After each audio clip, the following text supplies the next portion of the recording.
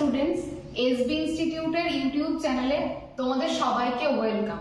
অবশ্যই চ্যানেলটি তোমাদের, কারণ পুরো প্রিপারেশন মানে সমস্ত সরকারি চাকরির প্রিপারেশন কিন্তু এই চ্যানেলের বিভিন্ন ভিডিওর মাধ্যমে করা হয়। যারা আজকে প্রথমবার ভিডিওটি দেখছো তারা অবশ্যই চ্যানেলটিকে কিন্তু সাবস্ক্রাইব করে বেল আইকনটি প্রেস করবে, কারণ এই চ্যানেলে অত্যন্ত গুরুত্বপূর্ণ ক্লাসগুলো কিন্তু তোমাদের সামনে প্রেজেন্ট করা হবে। আজকে জিওগ্রাফির একটা গুরুত্বপূর্ণ টপিক, বলা চলে যে একদম যেগুলো বেসিক লেভেলের টপিক তাদের মধ্যে একটা টপিক নিয়ে কিন্তু আমরা এই ভিডিওতে আলোচনা করব। সময় নষ্ট করে সরাসরি আমরা টপিকের ভেতরে প্রবেশ করি। দেখো, আজকে যে টপিকটা পড়বো সেটা হচ্ছে অ্যাটমসফিয়ার বা বায়ুমণ্ডল। তাহলে অ্যাটমসফিয়ার বা বায়ুমণ্ডল সম্পর্কে কিন্তু আমাদের একটা প্রাথমিক ধারণা থাকা খুবই প্রয়োজনীয়, যাতে আমরা পরের যে চ্যাপ্টারগুলো, কিছু চ্যাপ্টার আমি আগের ভিডিওতেই বলেছি যে আমাদের ইন্ডিয়ান এবং ওয়েস্ট বেঙ্গল জিওগ্রাফি পড়ার আগে কিন্তু আমাদের কিছু চ্যাপ্টার সম্পর্কে প্রাথমিক ধারণা দরকার, যেরকম শিলা, যেরকম ভাবে ল্যাটিটিউড লংগিটিউডের ধারণা থাকা দরকার। একইভাবে কিন্তু অ্যাটমসফিয়ার এবং বায়ুমণ্ডলের ধারণা থাকাটাও কিন্তু ততটাই দরকার।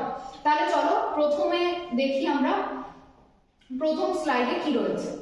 দেখো, একদম ফার্স্ট যে বিষয়টা বলা হচ্ছে যে অ্যাটমসফিয়ার বা বায়ুমণ্ডল বলতে আমরা কি বুঝতে পারি। অ্যাটমসফিয়ার বা বায়ুমণ্ডল বলতে আমরা বুঝি ভূপৃষ্ঠ বা সমুদ্রপৃষ্ঠ থেকে 10,000 কিলোমিটার পর্যন্ত কি রয়েছে, 10,000 কিলোমিটার পর্যন্ত কিন্তু একটা অদৃশ্য গ্যাসীয় আবরণ বা অদৃশ্য মিশ্র পদার্থের আবরণ কিন্তু আমাদের পৃথিবীকে বেষ্টন করে রয়েছে। এবার মনে একটা প্রশ্ন আসাটাই স্বাভাবিক যে কেন এবং কিভাবে বেষ্টন করে রয়েছে। তার কারণ আমরা প্রত্যেকেই জানি পৃথিবীর যে মাধ্যাকর্ষণ শক্তি বা অভিকর্ষজ বল, তার জন্য কি হচ্ছে, পৃথিবীর চারদিকে কিন্তু 10,000 কিলোমিটার ঊর্ধ্ব পর্যন্ত কিন্তু একটা অদৃশ্য গ্যাসীয় আবরণ কিন্তু আমাদের চারপাশটাকে বেষ্টন করে রয়েছে। এই যে অদৃশ্য গ্যাসীয় আবরণ যেটা আমাদের পৃথিবীর চারপাশে বেষ্টন করে আছে তাকে বলা হচ্ছে কিন্তু বায়ুমণ্ডল। এবার কথা হচ্ছে বায়ুমণ্ডলের বিস্তার কতটা। বায়ুমণ্ডলের বিস্তার কিন্তু ভূপৃষ্ঠ বা সমুদ্র পৃষ্ঠ থেকে 10,000 কিলোমিটার পর্যন্ত কিন্তু এটার বিস্তার রয়েছে। তাহলে দেখো কি বলেছে, সমুদ্র তল থেকে 10,000 কিমি পর্যন্ত বিস্তৃত যে গ্যাসীয় পাতলা আবরণ পৃথিবীকে বেষ্টন করে আছে তাকে কি বলা হচ্ছে, বায়ুমণ্ডল বলা হচ্ছে। এবার কথা হচ্ছে, দেখো বায়ুমণ্ডলের কিন্তু বিভিন্ন রকম ভাবে পরিবর্তন হয়। কিছু উপাদান বায়ুমণ্ডলে দেখো একেবারে স্থায়ী উপাদান, যে উপাদানগুলো কিন্তু বায়ুমণ্ডলে কখনোই পরিবর্তিত হয় না বা পরিবর্তন হয় না। আর কিছু উপাদান থাকে যেগুলো কি পরিবর্তনশীল উপাদান, মানে কিছু উপাদানের পরিমাণ কিন্তু ক্রমাগত পরিবর্তন হতে থাকে বা হয়। তাহলে এই দু ধরনের গ্যাসের মিশ্রণই কিন্তু হচ্ছে এই বায়ুমণ্ডল। অবশ্যই এটা কিন্তু একটা যৌগিক মিশ্র উপাদান, কারণ এখানে একটা না একাধিক কিন্তু স্থায়ী এবং পরিবর্তনশীল গ্যাস কিন্তু এখানে একসাথে অবস্থান করছে। নেক্সট দেখো নেক্সট স্লাইডে কি বলছে। নেক্সট স্লাইডে বলছে বায়ুমণ্ডলের কম্পোনেন্ট বা উপাদান সম্পর্কে। তাহলে নেক্সট স্লাইডে বায়ুমণ্ডলের কম্পোনেন্ট বা উপাদান সম্পর্কে আমাদের পড়তে হবে কি কি নিয়ে বায়ুমণ্ডল গড়ে উঠছে। এবার এখানে দেখো একদম প্রথমে যেটা প্রধান উপাদান বায়ুমণ্ডলের সেটা হচ্ছে কি গ্যাসিয়াস কম্পোনেন্ট বা গ্যাসীয় উপাদান হচ্ছে বায়ুমণ্ডলের একেবারে প্রধান উপাদান। এদের মধ্যে সবথেকে বেশি পরিমাণে কোন গ্যাস রয়েছে, সবথেকে বেশি পরিমাণে রয়েছে কিন্তু নাইট্রোজেন।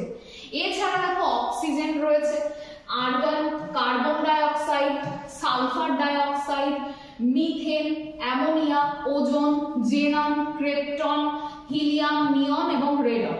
তাহলে এই যে নামগুলো পড়লাম সেটা কিন্তু পুরোটাই হচ্ছে বায়ুমণ্ডলের কি উপাদান, গ্যাসীয় উপাদান। নেক্সট দেখো কি রয়েছে, লিকুইড কম্পোনেন্ট, মানে কি বায়ুমণ্ডলের একমাত্র যদি কিছু লিকুইড কম্পোনেন্ট বা জলীয় উপাদান থাকে তাহলে সেটা কি, সেটা হচ্ছে কিন্তু জলীয় বাষ্প। জলীয় বাষ্প কিভাবে বায়ুমণ্ডলে এসে মিশছে, সূর্যের তাপে বাষ্পীভবন পদ্ধতির মাধ্যমে। কিংবা এটাও হতে পারে যে গাছ বা উদ্ভিদ যখন মূল রোমের দ্বারা কোনো জায়গা থেকে জলটা শোষণ করছে বা মাটি থেকে জলটা শোষণ করছে, যেটা তার অতিরিক্ত জল সেটা কিন্তু উদ্ভিদ বাতাসে ত্যাগ করছে, এটাকে আমরা বাষ্পমোচন বা প্রস্বেদন বলে থাকি। তাহলে এই যে পদ্ধতি বাষ্পমোচন এবং বা প্রস্বেদন এবং বাষ্পীভবন, এই দুটো পদ্ধতির মাধ্যমে কিন্তু বাতাসে প্রচুর পরিমাণে জলীয় বাষ্প কিন্তু মিশছে। তাহলে এটা কিন্তু একমাত্র বায়ুমণ্ডলের কি উপাদান? জলীয় উপাদান। নেক্সট দেখো সলিড কম্পোনেন্ট মানে কি? কঠিন উপাদান। বায়ুমণ্ডলের যে সমস্ত উপাদানগুলো অতি সূক্ষ্ম, বাতাসে গ্যাসের সাথেই কিন্তু সেগুলো বাতাসে ভেসে বেড়াচ্ছে, তাহলে তাদেরকে বলা হচ্ছে কঠিন উপাদান। কি সেগুলো? ধূলিকণা, কার্বন কণা, অবশ্যই যেখানে কয়লা বেশি পোড়ানো হয় সেখানে আমরা দেখতে পাই কার্বন কণার অস্তিত্ব প্রচুর। লবণ কণা, লবণ কণা কোথায় আমরা বেশি দেখতে পাই? সমুদ্রের তীরবর্তী অঞ্চলগুলোতে আমরা লবণের কণার অস্তিত্বটা সব থেকে বেশি দেখতে পাই। এছাড়া দেখো ছাই, ভস্য, আগ্নেয়গিরি যেখানে আছে সেখানেও কিন্তু আমরা কিছু আগ্নেয়গিরি থেকে কিন্তু যে সমস্ত ছাই নির্গত হয় সেটা কিন্তু আমরা দেখতে পাই। এছাড়া দেখো ভাইরাস এবং ব্যাকটেরিয়া। তাহলে দেখো ভাইরাস এবং ব্যাকটেরিয়া এই দুটো কিন্তু বায়ুমণ্ডলের হচ্ছে কঠিন উপাদান ঠিকই, এবং এরা কিন্তু হচ্ছে জীবিত। তাহলে এগুলোকে বলা হচ্ছে কিন্তু কঠিন উপাদানের মধ্যে হচ্ছে জৈব কণা বলা হয়। আর অজৈব কণা কোনগুলো? কার্বন কণা, ধূলি কণা, এইগুলো ছাই, ভস্য, এগুলো কিন্তু সবই অজৈব উপাদান। তাহলে বায়ুমণ্ডলের মধ্যে এই উপাদানগুলো কিন্তু আমরা দেখতে পাই, কঠিন উপাদান, জলীয় উপাদান এবং গ্যাসীয় উপাদান। নেক্সট এখানে দেখো একটা চার্টের মাধ্যমে সুন্দর করে আমরা কি করেছি বলতো, এখানটাতে প্রত্যেকটা গ্যাসের শতকরা পরিমাণগুলোকে কিন্তু দেখানো রয়েছে। কি দেখো, সবার প্রথমে দেখো উপাদান লেখা একদিকে, আর একদিকে পরিমাণ পার্সেন্টেজে লেখা রয়েছে। কি সব থেকে প্রথমে রয়েছে নাইট্রোজেন, 78.08% রয়েছে আমাদের। সব থেকে যদি বলে যে বায়ুমণ্ডলে কোন গ্যাস সব থেকে বেশি, তাহলে সেটা হবে কিন্তু নাইট্রোজেন, 78.08% কিন্তু বায়ুমণ্ডলে রয়েছে। নেক্সট দেখো অক্সিজেন 20.94% রয়েছে। তারপরে দেখো কার্বন ডাই অক্সাইড 0.033% কিন্তু রয়েছে। হাইড্রোজেন দেখো অনেকটা কম রয়েছে, এবং সব থেকে যদি হালকা গ্যাস বলে থাকি সেটা অবশ্যই হবে কি? হাইড্রোজেন, 0.00005 কিন্তু রয়েছে হাইড্রোজেন। এরপরে দেখো হিলিয়াম 0.0052% রয়েছে কি? হিলিয়াম। অবশ্যই হাইড্রোজেন এবং হিলিয়াম হালকা গ্যাস, তাদের মধ্যে যদি বলা হয় সব থেকে হালকা গ্যাস তাহলে অবশ্যই সেটা হবে কিন্তু হাইড্রোজেন। নেক্সট জলীয় বাষ্প। দেখো জলীয় বাষ্প কতটা পরিমাণে রয়েছে, এটাও অবভিয়াসলি পার্সেন্টেজে রয়েছে। তাহলে কি 0.5 থেকে 4.0% রয়েছে কিন্তু জলীয় বাষ্প। ওজন দেখো 0.00001% রয়েছে, খুবই অল্প পরিমাণে রয়েছে। আর্গনটা দেখো একটু বেশি পরিমাণে রয়েছে, 0.934%। ক্রিপ্টন রয়েছে 0.0011% এবং মিথেন রয়েছে 0.00178%। তাহলে এইখানে কিন্তু একটা মোটামুটি এই চার্টের মাধ্যমে তোমরা বায়ুমণ্ডলের বিভিন্ন গ্যাসের যে পরিমাণগুলো সেগুলো সম্পর্কে কিন্তু তোমরা ধারণা পেলে। এখান থেকে যেটা মনে রাখতে হবে, নাইট্রোজেন এটা সব থেকে বেশি পরিমাণে রয়েছে সেটা পড়বে, আর হাইড্রোজেন হচ্ছে সব থেকে হালকা গ্যাস, সেটা কিন্তু বায়ুমণ্ডলের একদম উপরের দিকের স্তরগুলোতে কিন্তু রয়েছে। নেক্সট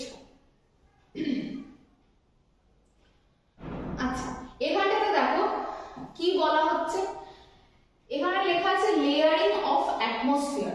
লেয়ারিং অফ অ্যাটমসফিয়ার মানে কি? বায়ুমণ্ডলের স্তর বিন্যাস। প্রথমেই বলি বায়ুমণ্ডলের স্তর বিন্যাস দুটো বিষয়ের বা দুটো উপাদানের ভিত্তিতে কিন্তু করা হয়।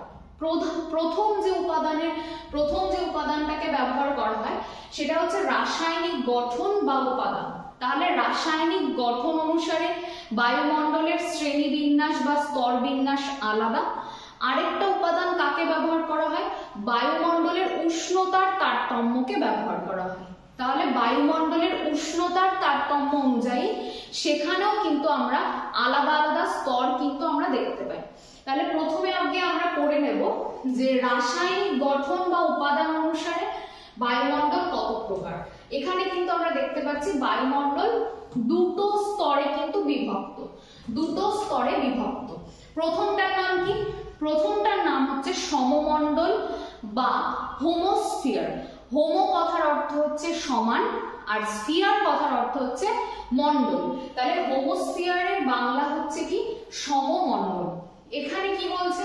ভূপৃষ্ঠ থেকে 90 কিলোমিটার, তাহলে একদম ভূপৃষ্ঠ মানে আমরা কোথায় বসবাস করছি? আমরা কিন্তু হোমোস্ফিয়ারেই বসবাস করছি। ভূপৃষ্ঠ থেকে 90 কিলোমিটার পর্যন্ত কিন্তু এই স্তরটা বিস্তৃত। বায়ুমণ্ডলের সমস্ত উপাদান এখানে কিভাবে থাকে? প্রায় সমান অনুপাতে থাকে। তাহলে হোমোস্ফিয়ার হচ্ছে এমন একটা স্তর বা এমন একটা মণ্ডল যেখানে কি বায়ুমণ্ডলের সমস্ত উপাদান কি থাকে? সমান অনুপাতে কিন্তু থাকে, যার জন্য এটার নাম হচ্ছে হোমোস্ফিয়ার। নেক্সট দেখো, এই স্তরে 99% কি থাকে? গ্যাসীয় উপাদান থাকে। যেহেতু এটা কি বায়ুমণ্ডলের নিচের দিকে মানে ভূপৃষ্ঠের কাছাকাছি স্তর, তাই এখানে দেখো জলীয় বাষ্প এবং ধূলিকণার প্রাধান্য কিন্তু বেশি। কারণ আমরা জানি বায়ুমণ্ডলের নিচের স্তরগুলোতে ধূলিকণার প্রাধান্য কিন্তু তুলনামূলকভাবে বেশি থাকে, আর কি জলীয় বাষ্পের পরিমাণও কিন্তু বেশি থাকে। কারণ জলাশয়গুলো কিন্তু অধিকাংশই ভূপৃষ্ঠে অবস্থান করছে বলেই কিন্তু সেখান থেকে বাষ্পীভবনটা হয় এবং তার জন্য বাতাসে জলীয় বাষ্প বেশি পরিমাণে কিন্তু মেশে। তারপর দেখো, এই স্তরে সব থেকে বেশি অর্থাৎ হোমোস্ফিয়ারে সব থেকে বেশি যেটা থাকে বা সমমণ্ডলে সেটা হচ্ছে নাইট্রোজেন। নাইট্রোজেন গ্যাসের পরিমাণ এখানে সব থেকে বেশি। এছাড়া কি আছে? অক্সিজেন আছে, আর্গন আছে, নিয়ন আছে, ওজোন আছে, হিলিয়াম আছে, কার্বন ডাই অক্সাইড আছে। তাহলে এই স্তরটাতে বা হোমোস্ফিয়ার বা সমমণ্ডলে সব থেকে বেশি রয়েছে নাইট্রোজেন। এছাড়াও কিন্তু আমরা এখানে carbon dioxide, oxygen, argon, helium, ozone এদেরকেও দেখতে পাই। পরেরটা দেখো, এই স্তরের প্রকৃতি পৃথিবীর জলবায়ু নির্ধারণ করে। তার মানে হোমোস্ফিয়ারটা কেমন হবে তার উপর কিন্তু নির্ভর করে থাকে যে আমাদের এখানে প্রচুর পরিমাণে মেঘ দেখতে পাবো, প্রচুর বৃষ্টি হবে কিনা, সেই সমস্ত বিষয়গুলো কিন্তু সব হোমোস্ফিয়ারের উপর নির্ভরশীল। বাতাসে যদি জলীয় বাষ্প বেশি পরিমাণে থাকে অবশ্যই মেঘের প্রাদুর্ভাব এবং বৃষ্টিপাতের আবির্ভাব হবে, আর যদি একেবারে জলীয় বাষ্প না থাকে তাহলে সেক্ষেত্রে কি বৃষ্টিপাতের আধিক্য আমরা কিন্তু দেখতে পাবো না। তাহলে প্রকৃতই কিন্তু জলবায়ু নির্ধারণে সাহায্য করে কোন স্তর? সেটা হচ্ছে হোমোস্ফিয়ার কিন্তু সাহায্য করে। নেক্সট দেখো, এখানে কি রয়েছে? বিষম মণ্ডল, যেটাকে বলা হচ্ছে কি ইংলিশে বলা হয় হেটেরোস্ফিয়ার। বিষম মণ্ডল বা হেটেরোস্ফিয়ার কি বলছে দেখো, সমমণ্ডলের ওপরে 90 কিমি থেকে, আমরা লাস্ট পড়েছিলাম সমমণ্ডলের বিস্তার ছিল কতটা কিলোমিটার? ভূপৃষ্ঠ থেকে 90 কিমি। এবার 90 কিমি থেকে পুরো 10,000 কিলোমিটার পর্যন্ত কিন্তু যে স্তরটা দেখতে পাচ্ছি আমরা তাকে বলা হচ্ছে কি বিষম মণ্ডল বা হেটেরোস্ফিয়ার। এই স্তরটার কি গুরুত্ব? এই স্তরে ওজন অনুযায়ী কিন্তু ভারী গ্যাস এবং ক্রমশ হালকা গ্যাস থাকে। তাহলে দেখো হোমোস্ফিয়ারে কি ছিল? হোমোস্ফিয়ারে কিন্তু প্রায় সমস্ত উপাদানই সমান অনুপাতে ছিল, কিন্তু হেটেরোস্ফিয়ারে কি বলছে? ভারী থেকে ক্রমাগত যত উপরে আমরা উঠছি তত আমরা দেখতে পাচ্ছি কি হালকা গ্যাসের আধিক্য বেশি। তার মানে ভারী গ্যাসগুলো হেটেরোস্ফিয়ারের নিচের দিকে থাকে, আর যত হালকা গ্যাস তত কিন্তু উপরের দিকে অবস্থান করে। নেক্সট, পর্যায়ক্রমে কি কি রয়েছে? আণবিক নাইট্রোজেন রয়েছে, পারমাণবিক অক্সিজেন, তারপরে রয়েছে হিলিয়ামের স্তর, আর লাস্টে রয়েছে কিন্তু হাইড্রোজেনের স্তর। তাহলে সব থেকে যদি আমরা নিচে দেখতে পাই তাহলে দেখতে পাবো কিসের? নাইট্রোজেনের স্তর। তার উপরে আরেকটু হালকা অক্সিজেনের স্তর, তার উপরে রয়েছে হিলিয়ামের স্তর, আর তার থেকে উপরে রয়েছে হাইড্রোজেনের স্তর। এখানে দেখো একটা ছবি রয়েছে, ভালো করে খেয়াল করো। এটা হচ্ছে ভূপৃষ্ঠ, ভূপৃষ্ঠ থেকে 90 কিলোমিটার এই যে জায়গাটা, এই যে অংশটা, এই অংশটাকে বলা হচ্ছে কি, এই অংশটা হচ্ছে হোমোস্ফিয়ার নামে পরিচিত। এই যে লেখা রয়েছে হোমোস্ফিয়ার নামে পরিচিত। এরপরে দেখো 90 কিলোমিটার থেকে পুরো 10,000 কিলোমিটার পর্যন্ত কোন স্তর রয়েছে? হেটেরোস্ফিয়ার রয়েছে। আরো যদি আমরা ভাগটা আরো সুন্দরভাবে বা সূক্ষ্মভাবে দেখি, কি দেখতে পাবো? 90 থেকে 200, অর্থাৎ এই যে পিঙ্ক কালারের যে জায়গাটা, সেটা কিসের স্তর? সেটা হচ্ছে নাইট্রোজেনের স্তর। তারপর 200 থেকে 1100 কিলোমিটার এই জায়গাটায় যে হলুদ রঙের অংশটা, এটা কি? এটা হচ্ছে অক্সিজেনের স্তর। তারপর দেখো 1100 থেকে 3500 এই জায়গাটাতে কি রয়েছে? হিলিয়াম গ্যাসের আধিক্য বেশি থাকার জন্য এটাকে বলা হচ্ছে হিলিয়ামের স্তর। নেক্সট 3500 থেকে 10,000 কিলোমিটার পর্যন্ত যেখানে সব থেকে হালকা গ্যাস, সেই জন্যই দেখো এটা সব থেকে উপরের দিকে রয়েছে। কোন গ্যাস? হাইড্রোজেন গ্যাসের আধিক্য বেশি থাকার জন্য এখানে কি রয়েছে? হাইড্রোজেনের স্তর রয়েছে। তাহলে কি দেখতে পেলাম? ভারী থেকে পর্যায়ক্রমে হালকা যে গ্যাসগুলো, তারা কি করছে? তারা কিন্তু এক একটা স্তর তৈরি করছে, তাদের নিজস্ব ওজন অনুযায়ী, নিজেদের ওজন অনুযায়ী আলাদা আলাদা স্তর গঠন করছে। নেক্সট দেখো, এতক্ষণ আমরা যা বললাম সেখানে কি দেখতে পেলাম? যে স্তর বিন্যাসটা ছিল উপাদানের উপর ভিত্তি করে। এবার যেটা আমাদেরকে জানতে হবে সেটা কি? সেটা হচ্ছে উষ্ণতার তারতম্যের ভিত্তিতে, অর্থাৎ এক একটা স্তরে কিন্তু উষ্ণতা কি দেখতে পাবো? আমরা আলাদা আলাদা রকমের দেখতে পাবো। উষ্ণতার তারতম্যের ভিত্তিতে কিন্তু স্তর বিন্যাসগুলো আলাদা। প্রথমটা দেখো, প্রথমে রয়েছে কি? ট্রপোস্ফিয়ার। বায়ুমণ্ডলের সব থেকে নিচের স্তর হচ্ছে কোনটা? সেটা হচ্ছে ট্রপোস্ফিয়ার। অর্থাৎ আমরা মানুষ যেখানে বসবাস করছি এবং জীবেরা যেখানে বসবাস করছে সেটাই হচ্ছে ট্রপোস্ফিয়ার। এখানে কি? এখানে দেখো বিভিন্ন উপাদান কিন্তু এই জায়গাটাতে মিশ্রিত অবস্থায় রয়েছে। ভূপৃষ্ঠ থেকে এই যে ট্রপোস্ফিয়ার, এটা কিন্তু এক একটা অঞ্চলে এক একটা উচ্চতায় অবস্থান করে। যদি আমরা ভাবি যে গড় উচ্চতা কত ট্রপোস্ফিয়ারের, তাহলে সমুদ্র সমতল বা ভূপৃষ্ঠ থেকে 18 কিলোমিটার পর্যন্ত কিন্তু এই ট্রপোস্ফিয়ার স্তরের কিন্তু বিস্তার রয়েছে। এই স্তরে দেখো কি ঘটনা ঘটছে? আমরা আগেই পড়েছি যে এখানে উষ্ণতার তারতম্য আমরা দেখতে পাই বিভিন্ন স্তরের মধ্যে। ট্রপোস্ফিয়ারে কি রয়েছে? এই স্তরে প্রতি 1 কিলোমিটারে উষ্ণতা 6.4 ডিগ্রি সেলসিয়াস হারে হ্রাস পেতে থাকে বা কমতে থাকে। এটাকে নরমাল ল্যাপস রেট বলে। তাহলে ভূপৃষ্ঠ থেকে আমরা যত বেশি উঁচু জায়গায় যাব, আমরা কি দেখতে পাবো? যে উষ্ণতা কিন্তু ধীরে ধীরে কি হচ্ছে? হ্রাস পাচ্ছে বা কমে যাচ্ছে। সেই জন্য ট্রপোস্ফিয়ারে আমরা নরমাল ল্যাপস রেট দেখতে পাই। এই কারণে ভাবো যে সমভূমি বা মালভূমির তুলনায় উঁচু পর্বতের শৃঙ্গগুলো সবসময় কি থাকে? বরফাবৃত থাকে বা শীতল পরিবেশ বিরাজ করে এই নরমাল ল্যাপস রেটের জন্য। উষ্ণতা 18 কিলোমিটার যেখানে, সেখানে কত ডিগ্রিতে পৌঁছায়?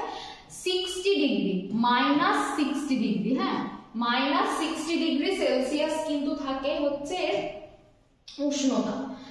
কোথায় এই উষ্ণতাটা থাকে? ট্রপোস্ফিয়ারের একদম যেটা ঊর্ধ্ব সীমা, যেখানে ট্রপোস্ফিয়ার শেষ হয়, পরবর্তী স্তর শুরু হয়, অর্থাৎ জায়গাটার নাম হচ্ছে ট্রপোপজ।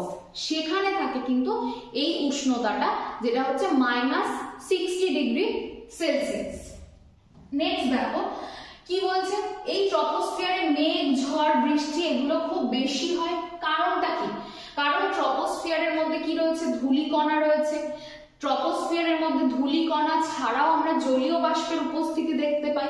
তাহলে কি হবে? মেঘ, ঝড়, ঝঞ্ঝা এগুলো অনেক বেশি হবে। সেই জন্য ট্রপোস্ফিয়ারকে কি বলে থাকি আমরা? ট্রপোস্ফিয়ারকে বলে থাকি কিন্তু ক্ষুব্ধ মণ্ডল। নেক্সট, বায়ুমণ্ডল গঠনকারী যত উপাদান আছে তার মধ্যে 75% কোথায় থাকে?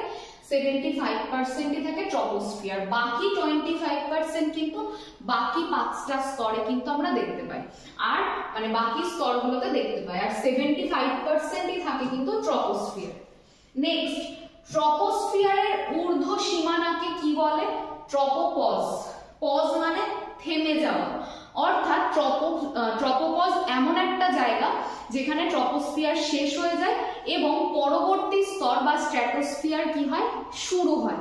সেটাই কিন্তু ট্রপোপজ নামে পরিচিত।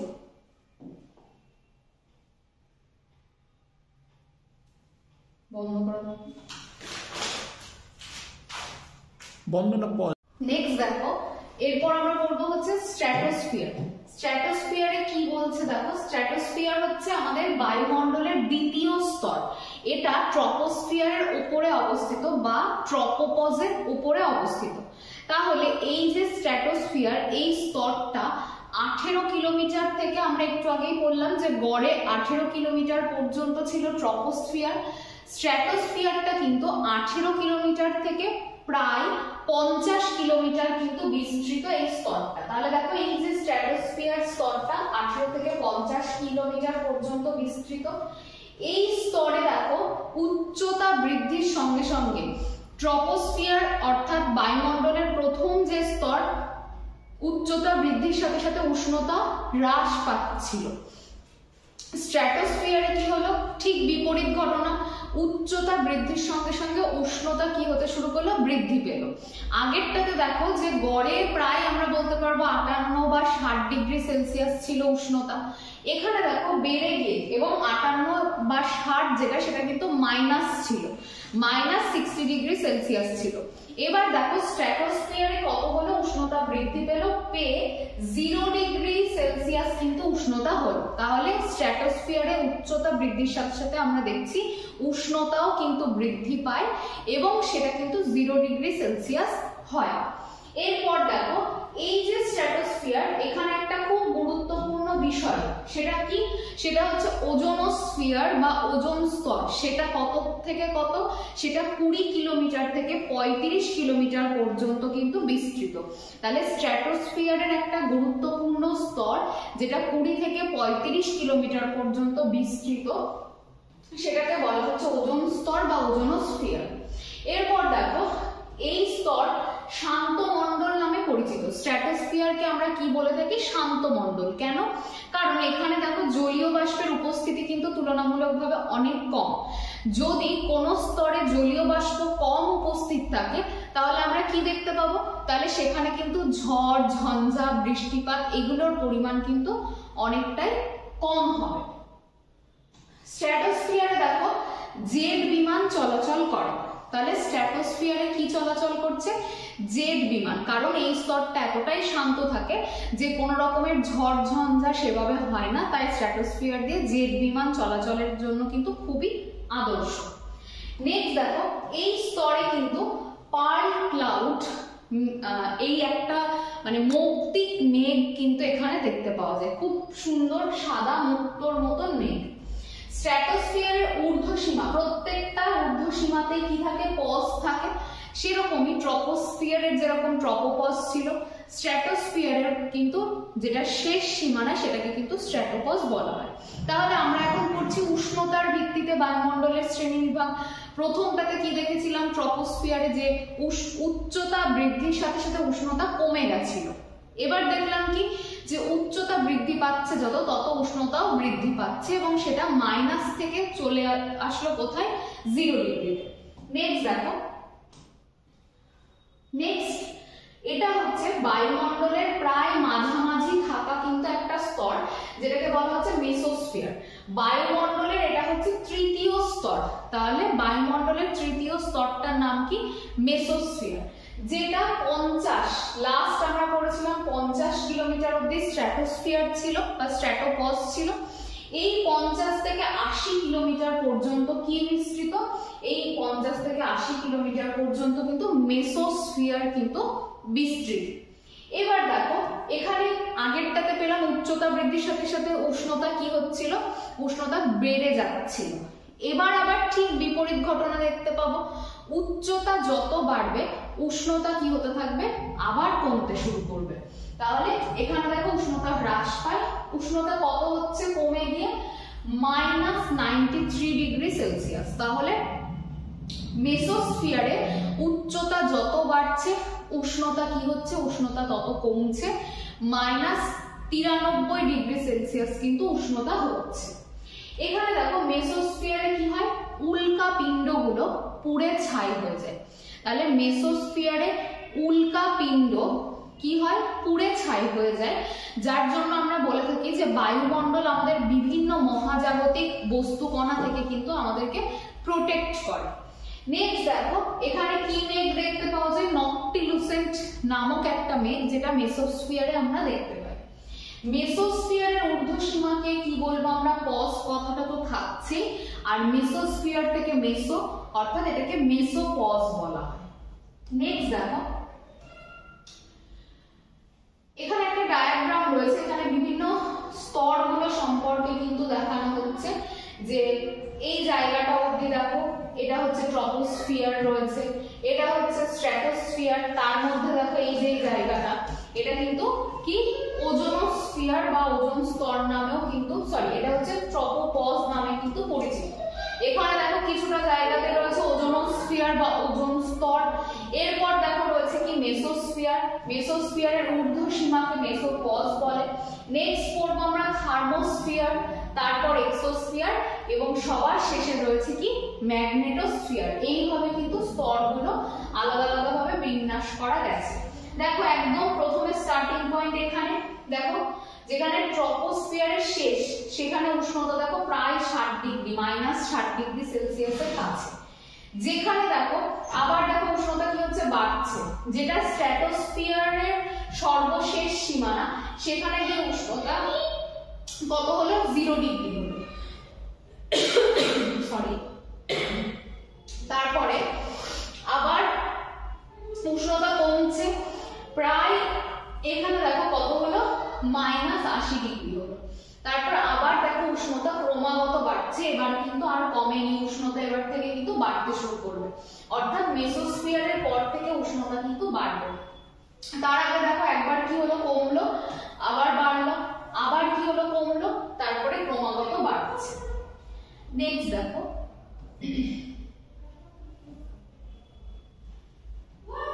দেখো এখানে কি রয়েছে, এর পরেরটা দেখো থার্মোস্ফিয়ার রয়েছে। থার্মোস্ফিয়ার কি, এই নামের মধ্যে দেখো লুকিয়ে রয়েছে এই যে স্তরটা, এখানে উচ্চতা বৃদ্ধির সাথে সাথে উষ্ণতা কি হয়, দ্রুত গতিতে বৃদ্ধি পায়। থার্মো কথাটা এসেছে কিন্তু থার্মাল এরকম থেকে, তাপ যুক্ত স্তর বলতে বোঝানো হচ্ছে। তাহলে মেসোস্ফিয়ারের উপরে 80 থেকে 500 কিলোমিটার পর্যন্ত বিস্তৃত কি থার্মোস্ফিয়ার, 80 থেকে 500 কিলোমিটার। এটা হচ্ছে বায়ুমণ্ডলের চতুর্থ স্তর।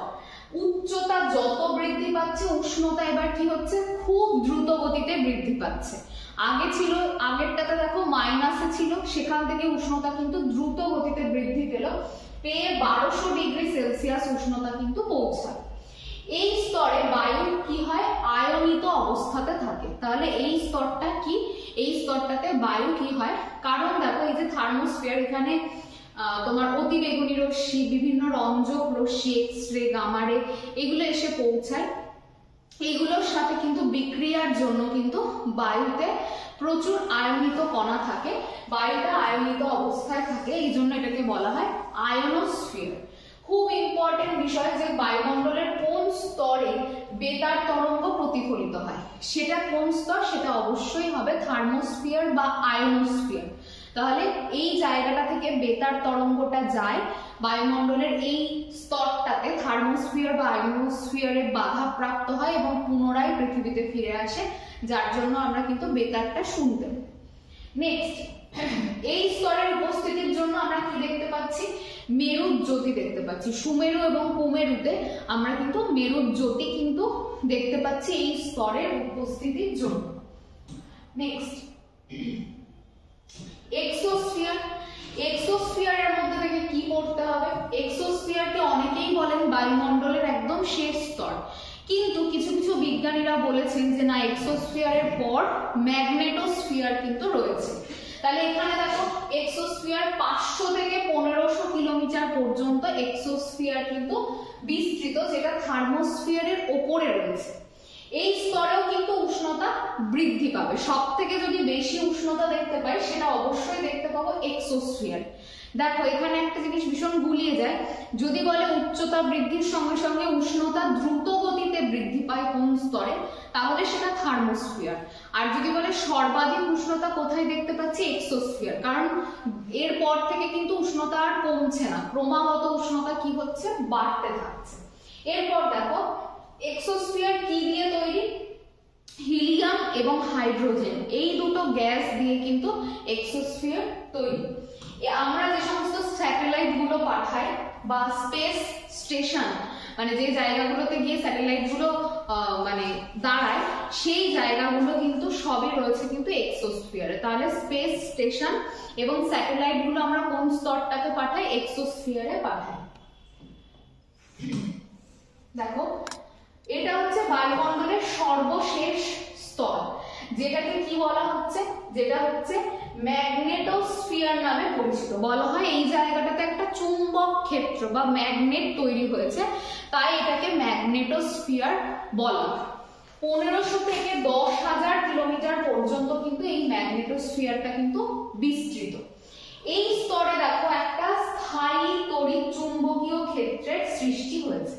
তাহলে স্থায়ী তড়িৎ চুম্বকীয় ক্ষেত্রের সৃষ্টি হয়েছে কোথায়, সৃষ্টি হয়েছে কিন্তু ম্যাগনেটোস্ফিয়ার। এই স্তরটা ধীরে ধীরে কোথায় বিলীন হয়ে গেছে, মহাশূন্যে বিলীন হয়ে গেছে। তার মানে এখান থেকেই কিন্তু মহাশূন্যের সূচনা হচ্ছে বা মহাশূন্যে গিয়ে স্তরগুলো, বায়ুমণ্ডলের স্তরগুলো মিশে যাচ্ছে। তাহলে এটা ছিল হচ্ছে উষ্ণতার তারতম্যের ভিত্তিতে বায়ুমণ্ডলের কিন্তু শ্রেণী বিভাগ। দেখো তোমরা অলরেডি অনেকেই জানো, অনেকে পড়া শুরুও করে দিয়েছো যে 11ই জানুয়ারি থেকে আমাদের এসবি ইনস্টিটিউটের যে ফাউন্ডেশন ব্যাচটা স্টার্ট হয়েছে, সেখানে আমরা কিন্তু ওয়েস্ট বেঙ্গলের যত পরীক্ষা রয়েছে, মানে পিএসসি থেকে শুরু করে ইনক্লুডেড সমস্ত পরীক্ষা, মানে এটা একটা ফাউন্ডেশন ব্যাচ, যত পরীক্ষা আমরা দিই, হয়তো লেভেলগুলো সামান্য ওঠানামা করে, কোনো পরীক্ষার জন্য সায়েন্স ইম্পর্টেন্ট, কোনো পরীক্ষার জন্য জেনারেল স্টাডিজ গুলো ইম্পর্টেন্ট হয়, কোনোটাতে ম্যাথের ওপর বেশি জোর দিতে হয়। এই যে বিষয়গুলো ভ্যারি করে পরীক্ষা থেকে পরীক্ষাতে এবং লেভেল, ম্যাথ কোনো পরীক্ষাতে ভীষণ ইজি লেভেলে আসে, কোথাও একটু হার্ড লেভেলে আসে। এই যে ভ্যারিগুলো করছে, তার জন্য আমাদের কিন্তু একদম বেসিক থেকে অ্যাডভান্স লেভেল অবধি প্রত্যেকটা বিষয় শিখতে হবে, জানতে হবে এবং ডিটেল স্টাডি করতে হবে। তার জন্য কোথায় আসতে হবে, তার জন্য আসতে হবে এসবি ইনস্টিটিউটের ফাউন্ডেশন ব্যাচে। এই ব্যাচ থেকে তোমরা কি কি পাচ্ছ, এই ব্যাচ থেকে প্রত্যেকটা বিষয়ের তোমরা বেসিক টু অ্যাডভান্স লেভেলের গাইড পাচ্ছ। প্রত্যেকটা বিষয় ভিত্তিক ভাবে কিন্তু তোমাদেরকে টিচাররা গাইড করবেন এবং তার সাথে কিন্তু প্রত্যেকটা বিষয়েরই যেগুলো যেগুলো সব থেকে বেশি গুরুত্বপূর্ণ সেগুলোর হার্ড কপি কিন্তু তোমাদেরকে দিয়ে দেওয়া হচ্ছে এসবি ইনস্টিটিউটের পক্ষ থেকে, যাতে তোমরা বাড়িতে গিয়ে নিজের প্রিপারেশনটা আরো ভালো করে তোমরা করতে পারো। তাহলে এই জন্য অবশ্যই এসবি ইনস্টিটিউটের ফাউন্ডেশন ব্যাচ সবে 2 দিন হলো শুরু হয়েছে। যারা যারা এখনো ভর্তি হওনি তাদেরকে বলবো অবশ্যই ভর্তি হও। তোমরা ক্লাস করলে নিজেরাই নিজেদের চেঞ্জ বুঝতে পারবে, তার জন্য অবশ্যই বাড়িতেও পরিশ্রম করতে হবে। নেক্সট দেখো লাস্ট স্লাইড যেটা, সেটা কি, ইম্পর্টেন্সেস অফ অ্যাটমসফিয়ার। তাহলে বায়ুমণ্ডলের গুরুত্ব নিয়ে আমরা খুব ছোট্ট করে দেখব। বায়ুমণ্ডলে আমরা জানি যে বিভিন্ন গ্যাসীয় উপাদান রয়েছে, তাদের মধ্যে যেটা গুরুত্বপূর্ণ অবশ্যই অক্সিজেন, কারণ অক্সিজেন ছাড়া তো প্রাণী জগৎ একদমই মানে বাঁচতেই পারবে না। একইভাবে উদ্ভিদের জন্য কিন্তু CO2 বা কার্বন ডাই অক্সাইড দরকার, কারণ উদ্ভিদ কিন্তু CO2-র উপস্থিতি ছাড়া সালোক সংশ্লেষ প্রক্রিয়াতে খাদ্য উৎপাদন করতে পারবে না। যদি মানে উদ্ভিদরা খাদ্য উৎপাদন করতে না পারে, তাহলে প্রাণী জগৎ কিভাবে বেঁচে থাকবে? সেই জন্য দেখো বায়ুমণ্ডলে জীবের প্রাণ ধারণের জন্য অক্সিজেনও যেরকম দরকার, সেরকম কার্বন ডাই অক্সাইডও দরকার, যেটা কিন্তু আমরা বায়ুমণ্ডল থেকে পাই। বায়ুমণ্ডলে কি রয়েছে, ওজোন স্তর রয়েছে, যেটা সূর্য থেকে আগত অতি বেগুনি রশ্মি ইউভি রেজ গুলোকে কিন্তু, যেগুলো খুব ক্ষতিকারক, সেগুলোকে কিন্তু আসতে বাধা দেয়। এর জন্য বর্তমানে বিভিন্ন রোগ, অল্প বয়সে চোখে ছানি পড়া, ক্যান্সার, তারপরে দেখো ত্বকের মধ্যে একটা তামাটে বর্ণ তৈরি হওয়া, যেটাকে সান সানবার্ন বলে, এছাড়াও বন্ধ্যাত্বের পরিমাণ, এই সমস্ত মানে বিভিন্ন উদ্ভিদ প্রাণী প্রত্যেকেরই প্রজনন সংক্রান্ত বিভিন্ন রকমের সমস্যা সবই কিন্তু এই ইউভি রেসগুলো যদি অতিরিক্ত মাত্রায় আসতে থাকে তার জন্য কিন্তু হয়ে চলেছে। তার জন্য আমাদের বায়ুমণ্ডলকে কি করতে হবে, সুরক্ষিত রাখতে হবে। জীবের প্রাণ ধারণের জন্য আলো, যথেষ্ট উষ্ণতা, বৃষ্টিপাত এগুলো সবই কে দিয়ে থাকে, বায়ুমণ্ডল দিয়ে থাকে। তাহলে জীবের বৃদ্ধির জন্য যা যা প্রয়োজন সব কিন্তু আমরা কোথা থেকে পাই, বায়ুমণ্ডল থেকে পাই। তাহলে এই ছিল আজকে আমাদের কিন্তু পুরো বায়ুমণ্ডল বা অ্যাটমসফিয়ারের উপর ভিডিও। অবশ্যই তোমরা ভিডিওটি ভালো করে দেখো, স্কিপ না করে। আর যদি ভালো লাগে অবশ্যই লাইক করো, শেয়ার করো, আর চ্যানেলটিকে অবশ্যই সাবস্ক্রাইব করো।